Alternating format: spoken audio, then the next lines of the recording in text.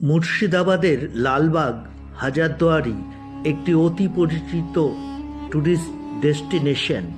আর ভাগীরথী নদীর ওপারে রয়েছে খোশবাগ, আর সেখানে অবহেলায় পড়ে রয়েছে বাংলার শেষ স্বাধীন সম্রাট সিরাজদৌল্লার সমাধি।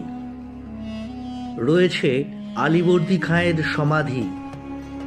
লালবাগ ভ্রমণ শেষ করে ভাগীরথী নদী পেরিয়ে চলে আসুন খোশবাগ। আলীবর্দী খাঁ, সিরাজদৌল্লা এবং লুৎফান্নেসার সমাধি রয়েছে পাশাপাশি।